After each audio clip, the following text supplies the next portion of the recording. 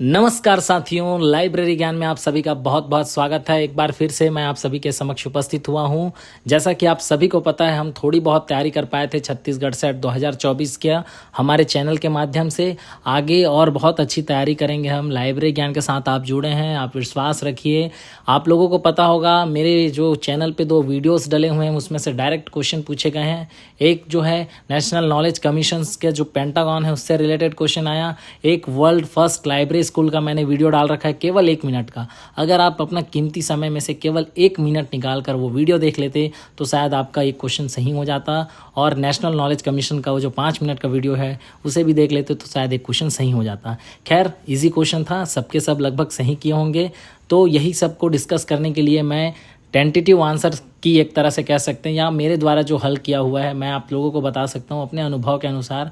हो सकता है उसमें कुछ व्यापम चेंजेस कर दे, तो अपने हिसाब से एक टेंटेटिव आंसर की मैं रिलीज़ कर रहा हूँ। मैं क्वेश्चन पेपर आपके समक्ष सॉल्व करता हूँ, क्या क्या सही आंसर है। इसका पार्ट 2 भी बनाऊंगा। आज पार्ट 1 आप सभी को केवल और केवल ये बताने के लिए कि क्वेश्चन किस लेवल का था। तो क्वेश्चन ज़्यादा इजी भी नहीं था, ज़्यादा हार्ड भी नहीं था, मॉडरेट था, ठीक है, मध्यम था। पेपर बहुत अच्छा था, छांटने वाले बहुत अच्छा सेलेक्ट किए हैं। पेपर में कोई भी प्रॉब्लम नहीं है। कुछ क्वेश्चन हैं जो प्रिंटिंग मिस्टेक्स हो सकते हैं। अजर्सन रीज़न वाले क्वेश्चन पे ज़्यादा गहनता से मतलब डिस्कस करना पड़ता है, सोचना पड़ता है, समझना पड़ता है। और आप सभी बहुत अच्छे से अवगत होंगे कि पेपर हो चुका है।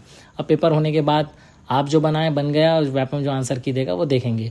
तो हम ज़्यादा समय नहीं गंवाते हैं और चलिए शुरू करते हैं पेपर सॉल्यूशन शुरू करने से पहले आप सभी से एक छोटा सा रिक्वेस्ट है। अगर मेरा वीडियो आप सबको अच्छा लगता होगा तो प्लीज़ मेरे चैनल को लाइक कीजिएगा, सब्सक्राइब कीजिएगा, शेयर कीजिएगा, और अगर अच्छा लगता हो तो कमेंट कीजिएगा। बाकी सब आपकी इच्छा है। मैं कोशिश करता हूँ आप लोगों को अच्छा कंटेंट दे पाऊँ, इसलिए मैंने ये लाइब्रेरी ज्ञान चैनल की शुरुआत की है। आगे आपको ये आने वाले नेट पे भी बहुत काम आएगा। आगे आपको 1 महीने में बहुत सारे वीडियोस देखने को मिलेंगे जो NTA UGC नेट 2024 के लाइब्रेरी साइंस में पूछे जा सकते हैं। तो चलिए शुरू करते हैं बिना समय गंवाए। छत्तीसगढ़ सेट 2024 CG व्यापम के द्वारा लिया हुआ परीक्षा है, तो इस क्वेश्चन पेपर को शुरू करते हैं। तो जी हाँ, देख सकते हैं यहाँ पर फर्स्ट क्वेश्चन जो है ये सेट सी को मैं सॉल्व कर रहा हूँ। सेट सी जिनको मिला रहा होगा वो देखिएगा, मुझे PDF मिला सेट सी का, इसी को मैं सॉल्व कर रहा हूँ। सेट सी में पहला क्वेश्चन जो था लाइब्रेरी एंड इंफॉर्मेशन साइंस का। चलिए शुरू करते हैं। पहला क्वेश्चन है मैच द फॉलोइंग। लिस्ट 1 दिया है और लिस्ट 2 दिया है, दोनों को हमको लिस्ट 1 को लिस्ट 2 से मैच करना है। पहला जो चीज़ है वो कम्युनिकेशन का क्वेश्चन है। पहला वर्टिकल कम्युनिकेशन, दूसरा हॉरिजॉन्टल कम्युनिकेशन, तीसरा फेस टू फेस कम्युनिकेशन, और चौथा एड्रेसेस एंड स्पीचेस। तो सबसे पहले हमको क्या करना है, वर्टिकल को जिसका सही आंसर है उससे मैच करना है। तो वर्टिकल का सही आंसर होता है टॉप टू बॉटम कम्युनिकेशन। क्या होता है? टॉप टू बॉटम कम्युनिकेशन, है ना, ये इसका सही आंसर होता है। ऊपर से नीचे जो संचार होती है उसे वर्टिकल संचार कहते हैं, ऊर्ध्वाधर संचार। दूसरा जो है हॉरिजॉन्टल का होता है communication between the society of library, ठीक है, सेक्शन जो है लाइब्रेरी के वहाँ जो कम्युनिकेशन हो रहे हैं वो क्या कहलाते हैं, पुस्तकालय के अनुभागों के बीच जो संचार होता है वो कहलाते हैं हॉरिजॉन्टल कम्युनिकेशन। तीसरा है फेस टू फेस कम्युनिकेशन। तो फेस टू फेस कम्युनिकेशन का आंसर होगा, क्या होगा भाई, फॉर्मल कम्युनिकेशन, ठीक है। और लास्ट जो बचता है हमारे पास एड्रेसेस एंड स्पीचेस, इसका आंसर होगा क्या, बताइए भाई क्या होगा, किसी को पता हो तो कमेंट कर सकते हैं। इसका आंसर होगा ओरल फॉर्म ऑफ कम्युनिकेशंस, ठीक है। इस तरह से इसका सही आंसर हो जाएगा ऑप्शन नंबर डी, ठीक है। क्या सही आंसर होगा? ऑप्शन नंबर डी इसका सही आंसर हो जाएगा। ए का थर्ड, बी का फोर्थ, ए का थर्ड, बी का फोर्थ, और सी का हो जाएगा फर्स्ट और डी का सेकंड, ठीक है। इस तरह से पहले का आंसर ये होगा। ये एक टेंटेटिव आंसर की है जो हमारे द्वारा रिलीज़ किया जा रहा है, बताया जा रहा है आपको। हो सकता है व्यापम कुछ चेंजेस कर दे, बाकी इसमें चेंजेस नहीं होगा। जिसमें चेंजेस होगा मैं बता दूंगा आपको। अगला क्वेश्चन देखते हैं, सेकंड नंबर का question. Information is reduction of uncertainty the theory developed by, है ना, सूचना अनिश्चितता में कमी है, यह सिद्धांत किसके द्वारा विकसित किया गया है? तो ऑप्शन ए है वेबस्टर, ऑप्शन बी है चार्ल्स बर्गर, ऑप्शन सी है मेलविल डेवी, और ऑप्शन डी है शैनन। तो देखिए, आप अगर थोड़ा बहुत ही पढ़े होंगे कम्युनिकेशन चैप्टर तो वो ईजी तरीके से इसको बता सकते हैं। और ये रिपीटेड क्वेश्चन है, ऐसा नहीं है कि ये नया पूछा गया है, ठीक है। तो वेबस्टर तो नहीं है, ठीक है, वेबस्टर हटा देते हैं। मेलविल डेवी साहब का किसी भी तरह से रिलेशन नहीं है कम्युनिकेशन से। और बचता है हमारे पास शैनन, जो कम्युनिकेशन से रिलेटेड हैं। ये शैनन वीवर के साथ मिलकर मॉडल दिए हैं। बचा एक ही ऑप्शन चार्ल्स बर्गर, ठीक है। तो इसका सही आंसर होगा चार्ल्स बर्गर साहब। चार्ल्स बर्गर जी ने information is reduction of uncertainty का जो थ्योरी है उसको डेवलप किया था।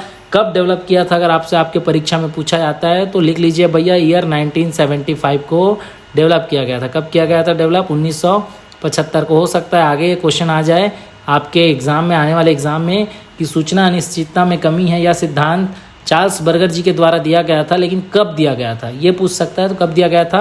1975। ठीक, आंसर नंबर बी इसका सही आंसर है, ऑप्शन नंबर बी इसका सही आंसर है। आगे चलते हैं नेक्स्ट क्वेश्चन की ओर। Question number 3, who is the author of the coming of post industrial society? द कमिंग ऑफ पोस्ट इंडस्ट्रियल सोसाइटी के लेखक कौन है? तो देखिए ऑप्शन दिया हुआ है Bertram B Brookes, Derek J de Solla Price, Daniel Bell, Claude Shannon. तो आप याद रखिएगा, है ना, डेनियल बेल जो है पोस्ट इंडस्ट्रियल सोसाइटी से रिलेटेड हैं। सी ब्रुक्स एक थ्योरी दिए हैं, इक्वेशन दिए हैं, तो इसका सही आंसर हो जाएगा Daniel Bell, option number C. ठीक है, आप टिक कर लीजिएगा, आपके पास क्वेश्चन पेपर होगा। ये जो क्वेश्चन पेपर है ये सेट सी है, सेट सी मैं सॉल्व कर रहा हूँ, मुझे जो PDF मिला है सेट सी का है। ठीक है, तो डेरेक जेडी सोला प्राइस जी का एक फेमस बुक है लिटिल साइंस बिग साइंस, जो सबको पता होगा मेरे हिसाब से। मैंने प्रीवियस जो पेपर सॉल्व करके हमारे चैनल पे अपलोड करके रखा हूँ उसमें उसका डिटेल सॉल्यूशन बताया हूँ। तो यहाँ पर इसका सही आंसर हो जाएगा डेनियल बेल, क्लाउड सैनन नहीं होगा। ठीक है, तो आप याद रखिएगा, आने वाले क्वेश्चन पे पूछ सकता है भाई कि the coming of post industrial society किसने लिखा है? तो डेनियल बेल ने, और कब लिखा है ये पूछता है। तो आप याद रखिएगा 1973 में ये थ्योरी वो पब्लिश किए थे, ये किताब जो है वो पब्लिश किए थे। ठीक, 1973। ठीक, the coming of post industrial society, इसके लेखक कौन है? तो डेनियल बेल हैं। और कब पब्लिश हुई थी ये किताब? 1973। आगे बढ़ते हैं, 4th नंबर का क्वेश्चन देखते हैं। 4th नंबर का क्वेश्चन है, in kinesic communication message is conveyed through. Kinesic संचार संदेश किसके द्वारा संप्रेषित किया जाता है? तो देखिए ऑप्शन दिया है आपको, ऑप्शन है choice of word, option B silence, option C body movements, option D tone of voice, है ना, शब्दों का चयन, मौन, शारीरिक गतिविधियां, आवाज़ का लहजा। तो देखिए इसका सही आंसर होगा बॉडी मूवमेंट। ठीक है, बॉडी मूवमेंट और फेशियल एक्सप्रेशन ये सब किसके अंडर आते हैं? तो काइनेसिक कम्युनिकेशन के अंदर ये आते हैं। तो इसका सही आंसर हो जाएगा बॉडी मूवमेंट। इसके अलावा अगर कभी फिर से आपको ये काइनेसिक वर्ड मिलता है तो फेशियल एक्सप्रेशन भी याद रखिएगा, फेशियल एक्सप्रेशन भी इससे रिलेटेड है। हो सकता है आने वाले समय में फिर से ये काइनेसिक आपको पूछा जाए, तो आप याद रखिएगा फेशियल एक्सप्रेशन भी इससे रिलेटेड है। ठीक है, आगे बढ़ते हैं 5th नंबर के क्वेश्चन की ओर। द इम्पोर्टेंस ऑफ IP अर्थात इंटेलेक्चुअल प्रॉपर्टी। ठीक है, the importance of IP was first recognised in the Paris convention for the protection of, है ना। क्वेश्चन ये पूछ रहा है IP के इंटेलेक्चुअल प्रॉपर्टी के महत्व को पेरिस कन्वेंशन में सबसे पहले किसकी सुरक्षा के लिए पहचाना गया था?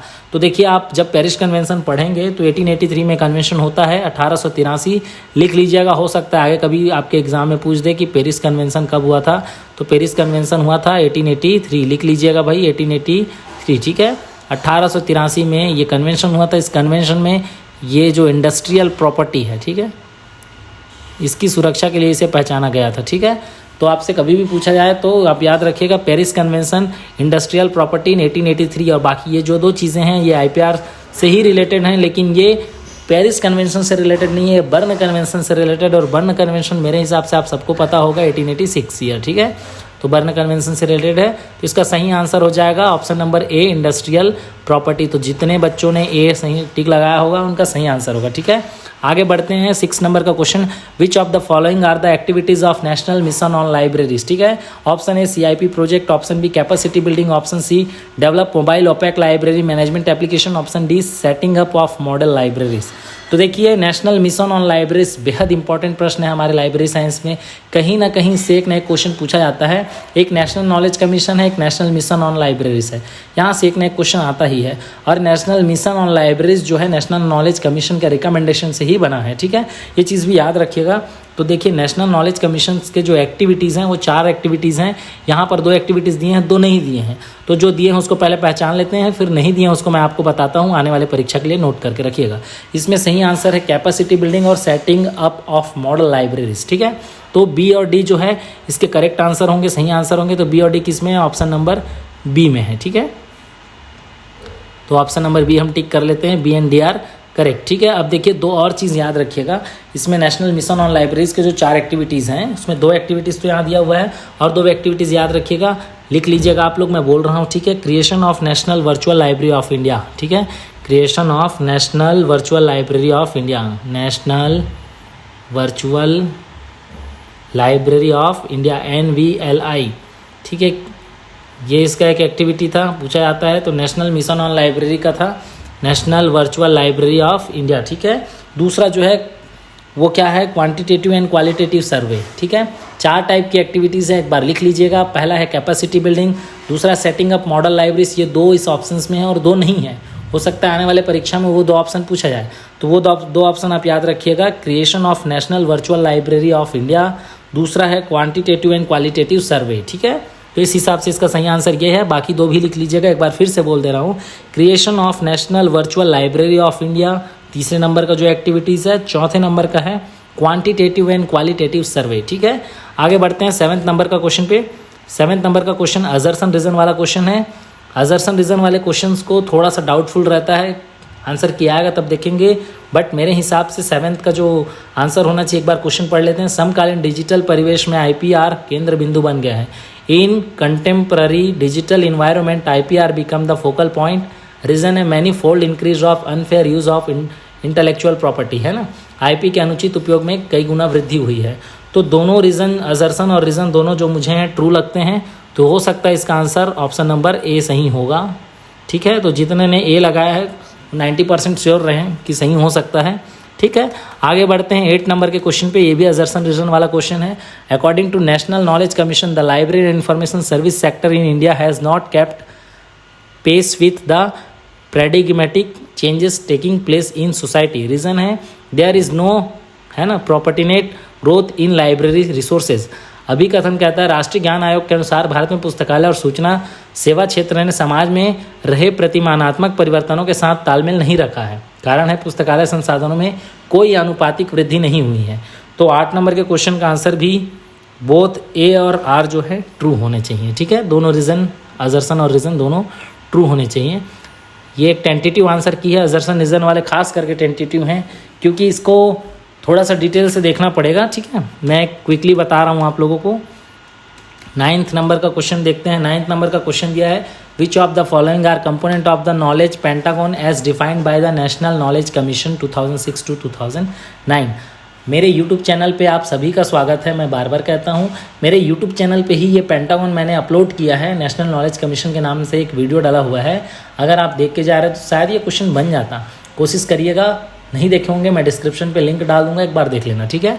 तो ये नेशनल नॉलेज कमीशन के जो क्या है भाई, पेंटागन है। पेंटागन में 2 चीज़ें हैं, क्रिएशन ऑफ नॉलेज और नॉलेज एप्लीकेशन, ठीक है। 4 ऑप्शन दिए हमारे पास, creation of knowledge, knowledge organisation, knowledge management और नॉलेज एप्लीकेशन।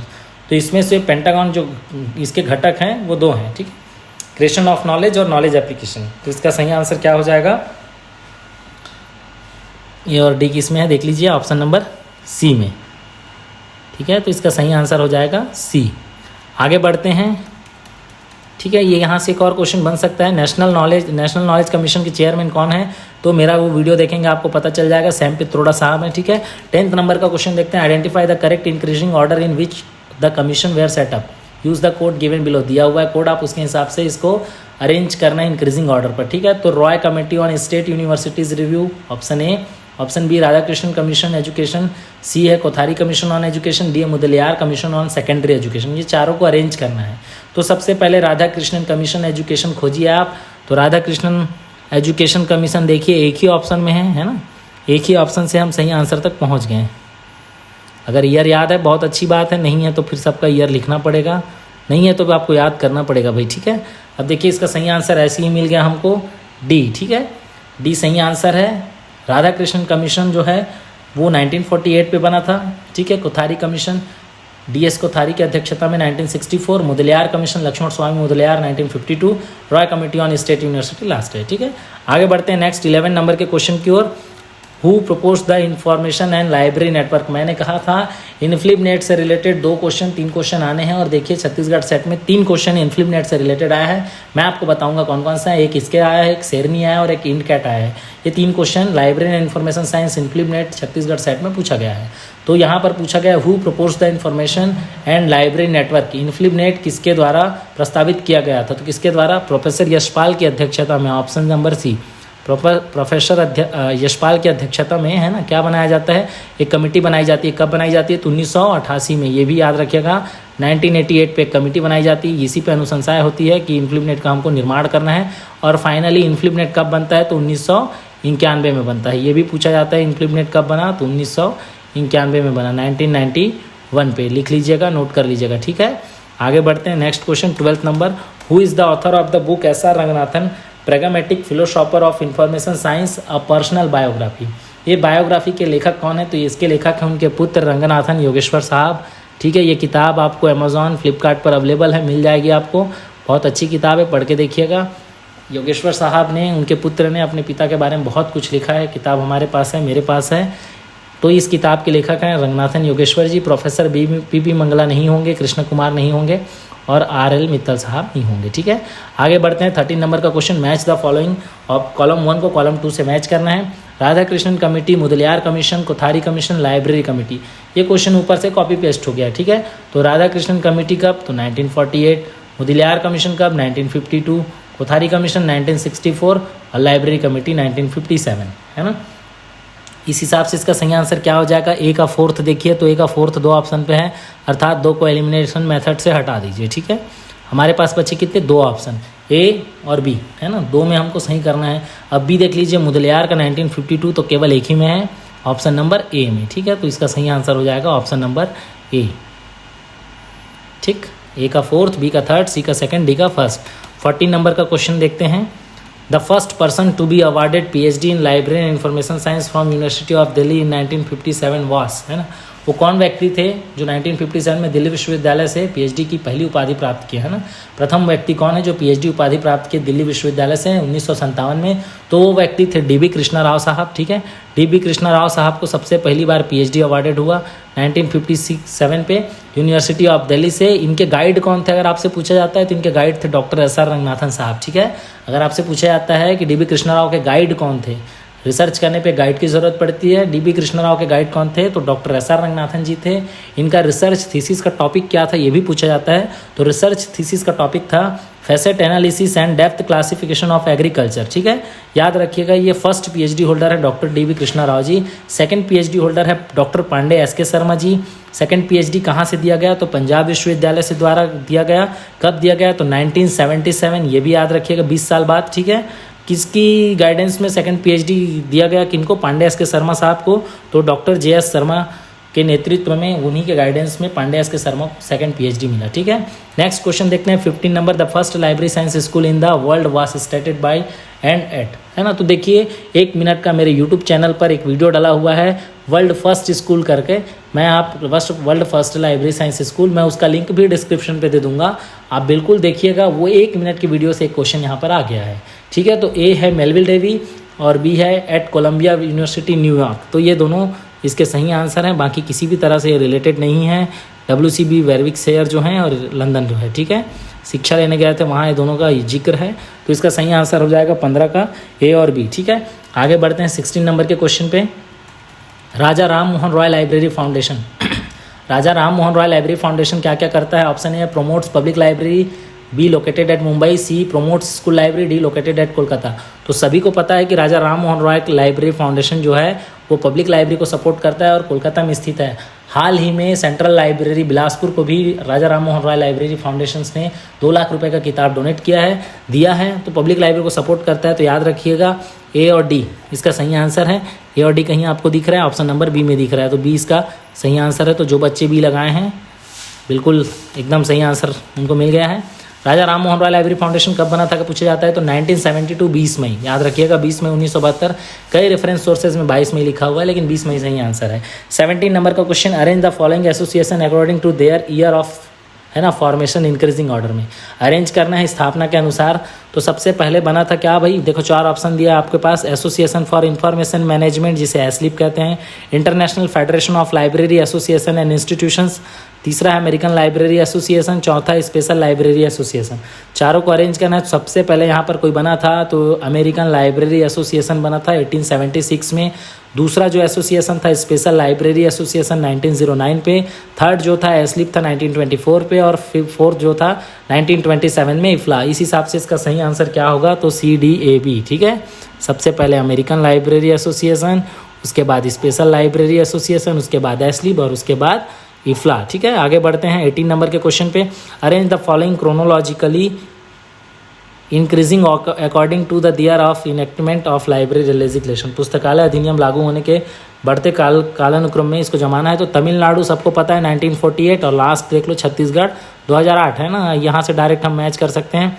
1948 पे तमिलनाडु पे आया था, और लास्ट देखिए छत्तीसगढ़, तो कहीं तमिलनाडु दिखा है। तमिलनाडु 2 ऑप्शन पे लिखा है और छत्तीसगढ़ लास्ट में है, तो इसका सही आंसर ऑप्शन नंबर C हो जाएगा। ठीक है, लास्ट में B है, तमिलनाडु A है। हाँ ठीक है, तो तमिलनाडु 1948, छत्तीसगढ़ 2008, गुजरात 2001 और महाराष्ट्र 1967। ठीक है, आगे बढ़ते हैं। एक बार देखिएगा, A तमिलनाडु 1948, D महाराष्ट्र 1967, उसके बाद C है गुजरात 2001 और छत्तीसगढ़ 2008। आगे बढ़ते हैं 19 नंबर का question. For the below assertion and reason choose the correct alternatives, है ना, अजर्सन रीजन वाले ही क्वेश्चन है। अजर्सन पढ़ते हैं library and information science education is not uniform throughout India. Reason है adoption of UGC model learning outcomes based curriculum framework LOCF, syllabus is not mandatory, local requirement varies, है ना। तो इसका ABCD option दिया है, मुझे लगता है इसका आंसर C होना चाहिए। फिर भी हम व्यापम का वेट करेंगे, लेकिन जिन्होंने C लगाया होगा एक बार उम्मीद करिए कि सही हो जाएगा। ठीक है, अजर्सन रीजन में थोड़ा डाउट रहता है, इसलिए मैं क्लियर नहीं कहता। आगे बढ़ते हैं। Who found Asiatic society Calcutta, है ना, तो मैं कोलकाता में रहा हूँ तो मुझे पता है भाई एशियाटिक सोसाइटी कहाँ पर है। एशियाटिक सोसाइटी जो है पार्क स्ट्रीट पर है, कोलकाता में स्थित है। इसको किसने बनाया था, किसके द्वारा इसकी स्थापना की गई थी, तो विलियम जोन्स सर के द्वारा इसकी स्थापना की गई थी। इसकी स्थापना कब की गई थी, तो 1774 में किया गया था। हो सकता है अगला क्वेश्चन आगे भविष्य में आपके मिले तो 1784। ठीक है, 1784 याद रखिएगा, 74 नहीं, 1784 ईस्वी में इसकी स्थापना हुई थी। ठीक है, एशियाटिक सोसाइटी एक मुंबई पे है, जानते हैं लाइब्रेरी। एक कलकत्ता की बात हो रही, तो विलियम जोन्स सर इसके सही आंसर है। आगे बढ़ते हैं 21 नंबर। LOADB स्टैंड्स फॉर क्या होता है, पूछ रहा है। इसका फुल फॉर्म होता है listing of open access databases. तो जिन्होंने D ऑप्शन लगाया होगा उनका ये आंसर सही हो जाएगा, D ऑप्शन इसका सही आंसर है। ठीक, आगे बढ़ते हैं। हु प्रिपेयर्ड इनकैट, इनकैट किसके द्वारा निर्माण किया गया है, तो इन्फ्लिबनेट के द्वारा किया गया है। देखिए मैंने बताया दूसरा क्वेश्चन हो गया इन्फ्लिबनेट से। ठीक है, नेक्स्ट क्वेश्चन देखते हैं। Who wrote basic reference source, ये किताब किसने लिखा है बेसिक रेफरेंस सोर्स, तो लुइस सोर्स सर ने लिखा है। ये किताब का नाम मुझे ऐसा लगता है कि अधूरा है, किताब का पूरा नाम ऐसा होना चाहिए, basic reference sources and introduction to material and methods. ठीक है, 1957 अमेरिकन लाइब्रेरी एसोसिएशन शिकागो के द्वारा ये पब्लिश हुआ था। Basic reference source and introduction to material and methods, ये टोटल किताब का नाम होना चाहिए, मुझे ऐसा लगता है। ALO American library association Chicago के द्वारा 1954 पे पब्लिश हुआ था। तो इसका सही आंसर तो लुइस सोर्स 110% है। ठीक है, तो आप देखिएगा। आगे बढ़ते हैं 24 नंबर के क्वेश्चन पे। Arranging in sequencing the following geographical reference sources in order of their first publication. तो देखिए यहाँ पर statement year book and world gazetteers Macmillan corporation जो लिखा है कि 1975 पे पब्लिश होता है। ठीक है, ये 75 का है फर्स्ट एडिशन। उसके बाद आता है इंपीरियल गैजेटर ऑफ इंडिया, ये सबसे पुराना 1881। ठीक है, ईयर लिख लीजिएगा, हो सकता है आगे फिर से कहीं कहीं कोई भी एग्ज़ाम में आपसे टकरा जाए। ठीक है, चैम्बर्स वर्ल्ड गैजेटर जो है 1965 फर्स्ट एडिशन, ये भी लिख लीजिएगा 1965। लास्ट जो है मरियम वेबस्टर्स जियोग्राफिकल डिक्शनरी, है ना, ये कब आया था, तो ये आया था 1949। अब देखिए हम अगर अरेंज करते हैं 1949, ठीक है, 1949 लिख लीजिएगा। The statement year book and world gazetteer Macmillan corporation 1975, the imperial gazetteer of India 1881, Chambers world gazetteer 1965, Merriam Webster geographical dictionary 1949। इस हिसाब से इसका सही आंसर होना चाहिए सबसे पहले तो बी आना चाहिए, तो बी केवल और केवल एक ही ऑप्शन पे है, तो बी इसका सही आंसर हो जाएगा, ऑप्शन नंबर बी। ठीक है, आगे बढ़ते हैं। Which reference source we used for getting information about enrolment of student in a university. तो ईयर बुक से तो पता नहीं चलने वाला, स्टैटिकल सोर्स से पता नहीं चलने वाला, इंसाइक्लोपीडिया से नहीं पता चलने वाला। पता चलने वाला है तो केवल और केवल डायरेक्टरी से, तो इसका सही आंसर हो जाएगा डायरेक्टरी। डायरेक्टरी नाम, फोन नंबर जो सब होता है उसे बोलते हैं, जान रहे होंगे जो लाइब्रेरी साइंस रेफरेंस सोर्सेज पढ़े होंगे। आगे चलते हैं 26 नंबर का क्वेश्चन पे। Which one of the following are correct? Tertiary sources new knowledge is first reported, primary sources don't contain new information, reference sources don't warrant continuous reading, secondary sources assist in locating primary sources. तो 26 का answer C और D होना चाहिए। आगे देखते हैं व्यापम क्या answer लेता है। ठीक है, इसका सही आंसर होना चाहिए सी एंड डी। ठीक है, आगे बढ़ते हैं 27 नंबर का question. Which of the following are the characteristic of primary source? Primary source के कैरेक्टरिस्टिक बताना है, तो represent a researchers perspective, document event, people and view point of particular time, widely scattered, reproduction of primary sources remain least important, है ना। तो इसका answer होना चाहिए ए बी सी। ठीक है, ए बी सी कहाँ पर है भाई? बी में है। तो जिन्होंने ए बी सी लगाया होगा थोड़ा खुश रहिए। आगे देखते हैं 28 नंबर का question. Which of the following are the subject gateway? तो सब्जेक्ट गेटवे केवल यहाँ पर दो ही है, एक बायोमी एक इन्फोपोर्ट, है ना। तो बायोमी और इन्फोपोर्ट देख लो भैया, कहीं दिख रहा है ए और डी, लास्ट ऑप्शन पे दिख रहा है 28 नंबर का डी। जिन्होंने बायोमी और इन्फोपोर्ट लगाया होगा उनका सही आंसर है। ठीक है, आगे बढ़ते हैं assertion reasons. Subject gateway offer the user an alternative to vacuum cleaner type of search engine such as Google, Infoseek, AltaVista etcetera. Reason subject gateway hold manually created record rich resource description containing relevant information. ठीक है, तो assertion reason के question पे तो हमेशा हर किसी प्रकार का कन्फ्यूजन रहता है, बट यहाँ पर हो सकता है both assertion and reason are true but reason is not the correct explanation of assertion. ठीक है, मैं कंफर्म नहीं कहता, फिर भी ये आंसर मुझे सही लग रहा है। जब व्यापम जारी करेगा तो असर्शन रीजन के आंसर देख लेंगे। ठीक है, आगे बढ़ते हैं 30 नंबर का क्वेश्चन है। मैच द फॉलोइंग, है ना। Match the following Zator system, preserve context indexing system, Selecto system, S SLIC indexing, है ना। तो देखिए जेटर सिस्टम जो है केल्विन मोर साहब ने दिया है। ठीक है, SLIC indexing J R Sharp ने दिया है, डेरेक ऑस्टिन तो सभी जानते हैं, ब्रिसिस जो है, और जो बच गया कोडोनेयर, है ना। तो ये सब चीज़ें आपको याद होगा मेरे हिसाब से। तो आप देखिए सबसे पहले एक थर्ड मैच करके देखिए, एक थर्ड में केवल और केवल एक ही ऑप्शन है, एक ही आंसर है, तो ये सही आंसर है। 110% ये सही आंसर है। जिन्होंने 30 का सी लगाया होगा उनका सही है। ठीक है, आगे चलते हैं। OCLC बहुत इंपॉर्टेंट है। Capira is discovery and reference service by किसका सर्विस है? तो भाई OCLC का सर्विस है। ठीक है, कैपीरा, आप OCLC की वेबसाइट पे जाएंगे सबसे पहली सर्विस आपको कैपीरा दिखेगी। ठीक है, आगे बढ़ते हैं 32 नंबर का question. Arrange the following according their increasing year of origin, है ना। उत्पत्ति के आधार पर बढ़ते क्रम में इसको जमाना है। पहला है शोध गंगा, दूसरा है ई शोध सिंधु, तीसरा एनलिस्ट, चौथा है शोध चक्र। ठीक है, देखिए ये भी इनफ्लिपनेट से एक क्वेश्चन आ गया, 4 क्वेश्चन आया हुआ है। ठीक है, तो शोध गंगा आया था 2010 पे, लिखते जाओ भाई 2010 में शोध गंगा आया था। ठीक है, ई शोध सिंधु आया था 2015 में। ठीक, मैं लिख देता हूँ एक बार ऐसे ही नॉर्मल 15 करके आप लिख लीजिएगा 2015। ठीक है, एनलिस्ट आया था 2011 में। हो सकता है 10-11 है तो हो सकता है क्वेश्चन डिलीट भी हो सकता है, लेकिन वेबसाइट पे 11 लिखा हुआ है। शोध चक्र जो है 2022 में आया हुआ है। ठीक है, अभी इस हिसाब से इसको अरेंज करते हैं। सबसे पहले हमारे पास आता है क्या? शोध गंगा 2010, उसके बाद एनलिस्ट।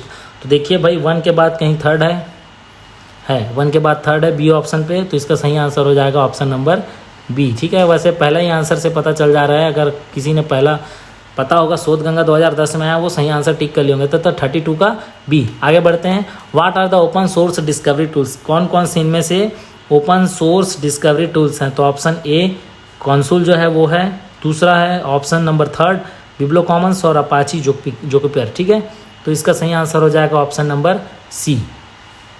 ठीक, आगे बढ़ते हैं 34 नंबर का क्वेश्चन।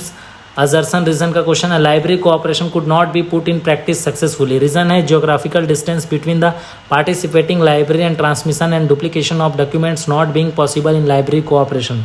तो इसका सही आंसर मुझे लगता है both are true and reason is correct explanation of assertion. ठीक है, ये डाउटफुल रहता है, बाकी 85% सही कहता हूँ। आगे बढ़ते हैं 35 नंबर का question. Arrange in sequence as per the year increasing year of establishment. तो आप लिख लीजिएगा ये ERIC जो लिखा है, एरिक जो लिखा है, ये 1966 में आया था, ठीक है। पेटेंट इन्फॉर्मेशन सिस्टम कब आया था, किसी को पता है तो कमेंट कर सकते हैं भैया, है ना। और PIS जो है कितना है, 1980 में आया था। पेटेंट इन्फॉर्मेशन सिस्टम किसके द्वारा, नागपुर के द्वारा संचालित होता है ना, पता है आप लोगों को, तो पता अच्छी बात है, नहीं पता है देख लेना भैया आने वाले समय, ठीक है, काम आ सकता है। 1986 BIS इंस्पेक्ट जो है फिजिक्स इंजीनियरिंग 1967, तो इस हिसाब से इसका सही आंसर होगा। देखिए इंस्पेक्ट का होता है 1967 और BIS का 1986, ठीक है। तो इस हिसाब से इसका सही आंसर आप अरेंज कर लीजिए। सबसे पहले तो है ना 1966 होना चाहिए, ठीक है, डी ऑप्शन। ये 1966 है ना, 96 नहीं है भाई, सुधार लेना, है ना। तो इसका सही आंसर होगा 35 का डी, ए का फर्स्ट, बी का फर्स्ट, सॉरी ए। एरिक जो है 1966 में आया, पेटेंट इन्फॉर्मेशन सिस्टम जो है 1980 पे आया है। BIS जो है बायोटेक्नोलॉजी इन्फॉर्मेशन सिस्टम, ये आपका 80 में आया है, 86 में आया है। और जो इंस्पेक्ट है 1967 में आया है। इस हिसाब से इसका सही आंसर होगा ऑप्शन नंबर डी। आगे चलते हैं, एक फिर इनक्रीमिनेट से क्वेश्चन है। C research network in India also known as, क्या बोलते हैं इसको भाई, शेरनी बोलते हैं। शेरनी जो है 8 मार्च को 9 मार्च को रिलीज़ हुआ था, महिला दिवस के जस्ट अगले दिन, ठीक है। शेरनी जो है 8 मार्च को रिलीज हुआ था, मैं जो समझता हूँ, कहीं कहीं 9 मार्च भी दिया हुआ है, तो 2024 का ही है। हम देखो मार्च से ज़्यादा दूर नहीं है ना, जुलाई में परीक्षा देना है, तो करंट अफेयर्स पढ़ना भी जरूरी है लाइब्रेरी साइंस में। स्पेलिंग सब में शेरनी लिखा हुआ है, बट स्पेलिंग जो सही जाने वही सही आंसर है, तो 36 का आंसर नंबर सी। फिर 37 आता है, match the followings, Infoterra, AGRIS, BIOSIS, preview और आयनिस, है ना। इनके बाकी डेटाबेस के नाम लिखा हुआ है, तो एग्रिस एग्रोवोक है। इसका सही आंसर हो जाएगा ए का 4th। इन्फोटेरा जो है वो UNEP है, आप वेबसाइट, ऑफिशियल वेबसाइट विजिट कीजिएगा, आपको मिल जाएगा, ठीक है। तो इसका सही आंसर हो जाएगा ऑप्शन नंबर बी, एक ही में है केवल, ठीक है। तो इसका सही आंसर होगा क्या, ऑप्शन नंबर बी, 37। आगे बढ़ते हैं, 38 नंबर का क्वेश्चन देखते हैं। ICAR is the product of, तो किसका प्रोडक्ट है ICAR, कार्ली का प्रोडक्ट है, ठीक है। आगे बढ़ते हैं, कार्ली का पूरा नाम लिख लेना भैया, consortium of academic and research libraries Illinois, ठीक है। क्या, consortium of academic and research libraries in Illinois 2005 में क्रिएट किया गया था, उसी का एक प्रोडक्ट है ICAR, ठीक है। It is also known as ICAR लिखा हुआ है। आगे बढ़ते हैं, 39 नंबर का question. DeLCON consortium is a major product of department of biotechnology, तो जिन्होंने ऑप्शन ए लगाया होगा 39 पे, उनका सही है, ठीक है। आगे बढ़ते हैं, some of the standard and technologies that are used in the web 2.0 as follows, है ना, आर फॉलोज। तो इसका सही आंसर होगा 1 सेकेंड, OpenID, RSS और OAuth, ये तीनों जो हैं, है ना, वेब 2.0 के हैं, बाकी eBay नहीं है। तो कहीं पर ऐसा ऑप्शन है तो ऑप्शन नंबर सी में है, 40 का ऑप्शन नंबर सी, 1, 2 और 3 is the correct and are correct, ठीक है। आगे बढ़ते हैं, 41, which who among the following edited the 23rd edition of DDC, तो जॉन एस मिशेल साहब 23rd एडिशन जो है एडिट किए हैं, ठीक है। हेनरी लाफोंटेन तो कुछ मतलब ही नहीं है, यहाँ से रिलेटेड ही नहीं है। आगे बढ़ते हैं, वो UDC से रिलेटेड है। 42 number, arrange them in increasing chronological order, ये चार्ल्स सी जोएट का कोड है, डेजिटिका कोड है, कटर कोड है, the Persian instructions pin code है ना। तो सबसे पहला चार्ल्स कोड जो है 1852 में आया था, है ना, लिख लीजिएगा भैया। डिजियाटिका कोड जो था 1886 में आया था। कटर्स रूल तो 1876 में आया था। और पर्शियन इंस्ट्रक्शंस कोड जो है वो 1899 पे आया था। तो इस हिसाब से इसका सही आंसर पहले ये होना चाहिए, फिर कटर्स 1876 होना चाहिए। आगे बढ़ जाते हैं, तो इसका सही आंसर होता है 42 का ए। आगे बढ़ते हैं 43 number, arrange the following in sequencing as the per their origin of year, increasing order में अरेंज करना है। तो देखिए ISO 5964 जो है वो 1985 में आया था। ये मल्टीलिंगुअल थिसारस के लिए यूज़ किया जाता है। ISO 2788 जो है मोनोलिंगुअल थिसारस के लिए यूज़ किया जाता है, 1974 पे आया था। और ISO 25964 जो है वो 2011 पे आया था। तो इसमें हम अगर अरेंज करते हैं तो सबसे पहले आता है ISO 2788, है ना। तो जहाँ पर दो ऑप्शन हो, देखो यहाँ पर एलिमिनेशन मेथड अगर यूज़ करते हैं तो हमारे पास B और D हट जाएगा, बचा हमारे पास A और C, ठीक है। उसके बाद सेकंड के बाद फर्स्ट सही आंसर है, तो उस हिसाब से ऑप्शन नंबर C इसका सही आंसर होगा, ठीक है। बाकी ये भी एलिमिनेशन मेथड से हट जाएगा। आगे बढ़ते हैं 44 नंबर का question, out of all element of Dublin core coverage specified. तो इसका सही आंसर होगा geographical location, period and date, ठीक है। डब्लिन कोर से क्वेश्चन आने लगा है भाई, देख लेना डब्लिन कोर मेटा डेटा में कितने एलिमेंट्स होते हैं, पहले पूछा गया है छत्तीसगढ़ सेट में। ठीक है, 45 नंबर का question, identify the part of directory in CCF, common communication format के पार्ट्स कौन कौन से हैं डायरेक्टरी के, उनको पहचानना है। तो फर्स्ट, सेकंड और थर्ड जो है इसके सही आंसर है। ठीक है, ये तीनों इनके क्या है, पार्ट हैं, तो कहीं दिया है ऑप्शन नंबर ए में दिया है, तो ऑप्शन नंबर ए सही कर लीजिएगा। आगे बढ़ते हैं 46 number, ISBD review committee form by, कब बनाया गया था, किसी को पता है कमेंट कर सकते हैं। तो इसको बनाया गया था इफ्ला के द्वारा 1981 पे। ठीक है, आगे बढ़ते हैं 47 नंबर का question, which of the following is true about Library of Congress subject heading. तो printed edition is also known as red book, सही आंसर है। The list is also available online via Classification Web, सही answer है।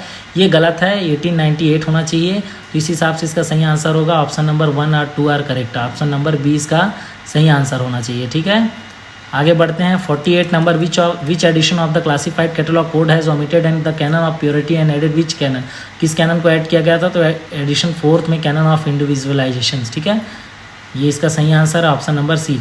49 number का question है, match the search technique with its features, कुछ नहीं करना है। देखिए बुलियन सर्च पे जाइए आप, बुलियन सर्च सबको पता होगा लगभग, है ना। बुलियन सर्च को मैच कर दीजिए ऑपरेटर से, बुलियन में ही ऑपरेटर यूज़ करते हैं, थोड़ा लॉजिक यूज़ करना। ठीक है, तो देखो बी का थर्ड मैच करके देखो, आपको एक ही ऑप्शन पे मिलेगा, ऑप्शन नंबर ए में। ठीक है, बाकी मैं कुछ नहीं कहता, आपको पता चल जाएगा। फिर ट्रंकेशंस जो है वो किससे मैच करेगा, limit a given search by using certain criteria such as language, year of publications. ठीक है ना, ए का second, retrieve item compute for computer computing. ठीक है, अब हमको एक से पता चला, तो इसका सही आंसर होना चाहिए 49 का ए। ठीक है, आगे बढ़ते हैं 50 नंबर के क्वेश्चन को, ये लास्ट क्वेश्चन है, फिर से हम एक पेपर सॉल्व करेंगे जो 50 से आगे करेंगे। तो 50 में क्वेश्चन में पूछा गया अजर्सन रीजन का question, facet analysis as developed by Ranganathan is the core of the CC philosophy and method, reason class number for compound और complex subject is available readymade. तो इसका सही आंसर होना चाहिए A is true but reason is false. ठीक है, इसका सही आंसर ये होना चाहिए। इस तरह से हम 1 से 50 तक का क्वेश्चन आज सॉल्व करते हैं। बाकी जो और 50 क्वेश्चन है उसको सेकेंड पार्ट में देखेंगे। और आप सभी छात्रों से एक अनुरोध है, एक निवेदन है कि आपके इस 50 क्वेश्चन पे कितने सही हो रहे हैं कमेंट कर बताइएगा। और वीडियो अच्छा लगा हो तो चैनल को लाइक कीजिएगा, सब्सक्राइब कीजिएगा। फिर से मिलेंगे नए वीडियो पे, और ये पार्ट 2 होगा। हो सकता है व्यापम जो अजर्सन रीजन वाले कुछ क्वेश्चन है उसको चेंज कर दे। ठीक है, फिर मिलते हैं। धन्यवाद साथियों, thank you so much. Channel को लाइक कीजिए, सब्सक्राइब कीजिए, शेयर कीजिए। धन्यवाद।